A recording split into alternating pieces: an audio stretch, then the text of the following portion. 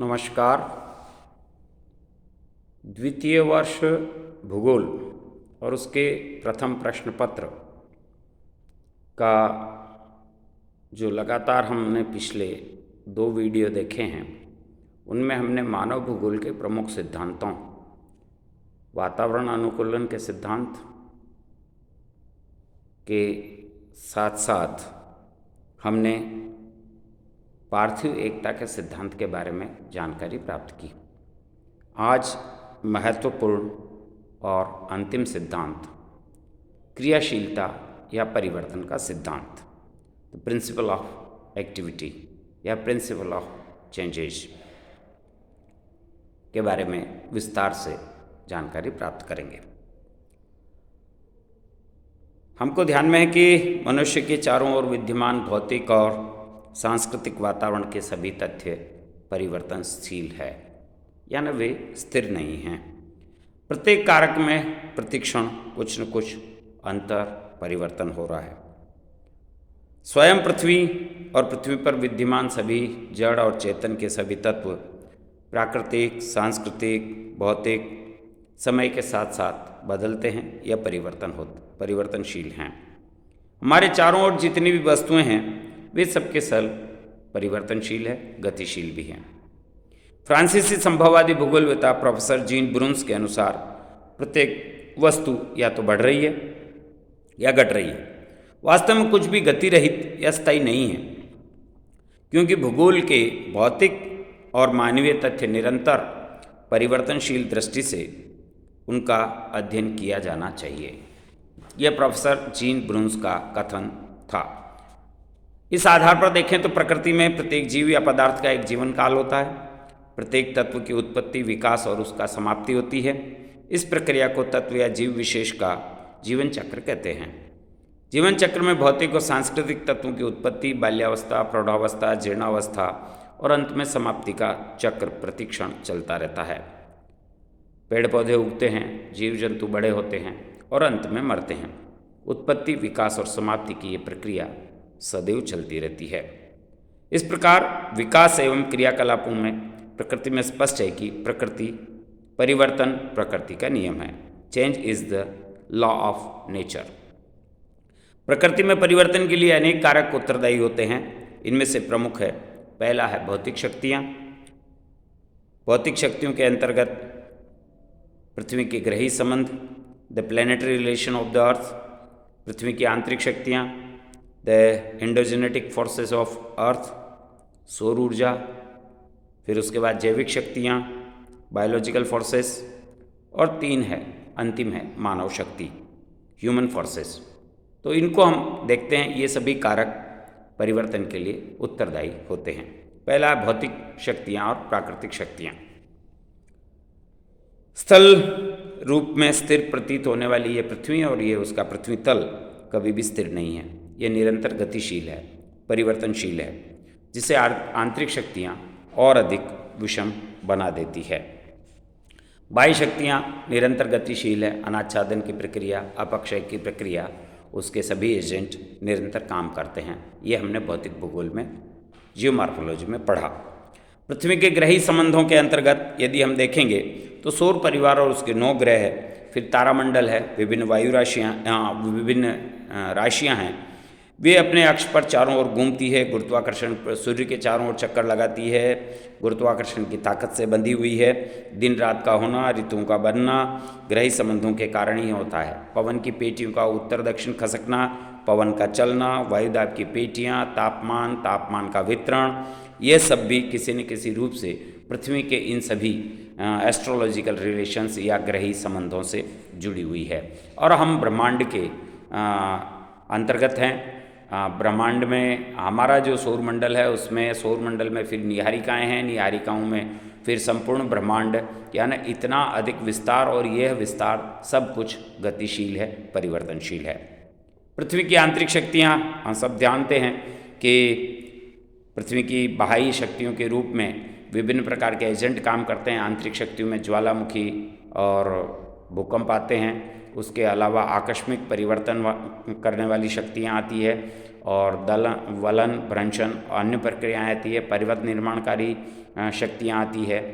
तो इन सब की वजह से भी कहीं न कहीं किसी न किसी रूप से पृथ्वी के धरातल पर परिवर्तन होता रहता है और यह हज़ारों वर्षों की प्रक्रिया है, लाखों वर्षों की प्रक्रिया है, परंतु यह निरंतर गतिशील है। फिर है सौर शक्ति, जिसकी वजह से जीवन है।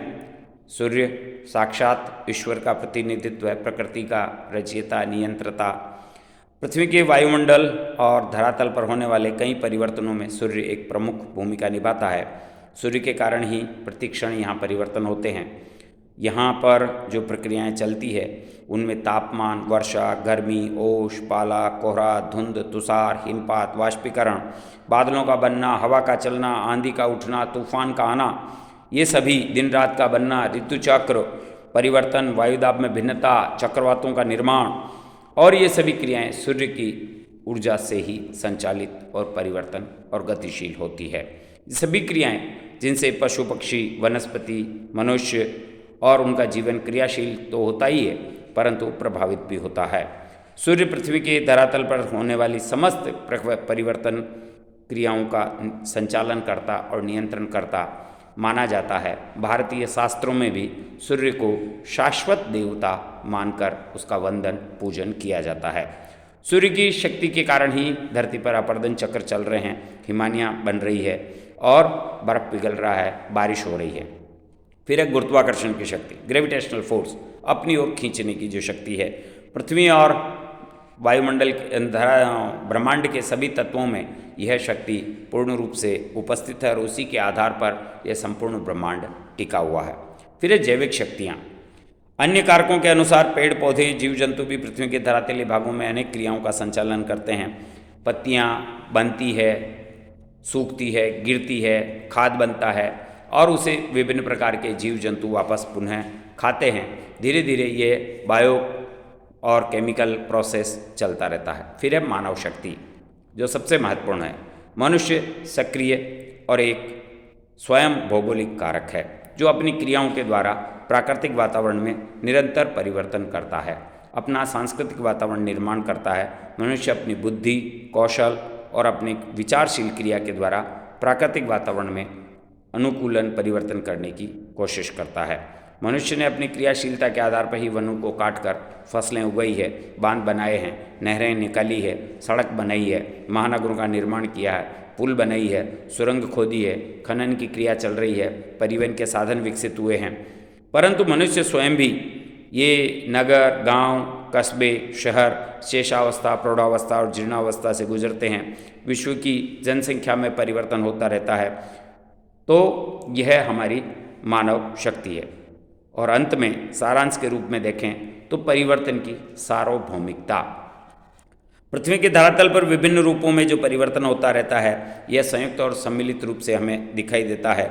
यह संपूर्ण विश्व पर सार्वभौमिक रूप से एक साथ चलता है। पृथ्वी पर ऊंचे पर्वत है और वे भी धीरे धीरे समतल घिसकर मैदान बनते हैं। स्वयं पर्वतों को भी युवावस्था, प्रौढ़ावस्था और जीर्णावस्था से गुजरना पड़ता है। पर्वतों से आने वाली नदियाँ, उनका एक अपना जीवन चक्र है। सूर्यताप के कारण तापमान, वर्षा, आर्द्रता और ये जो घटनाक्रम होता है, इन सब की भी एक निरंतरता है।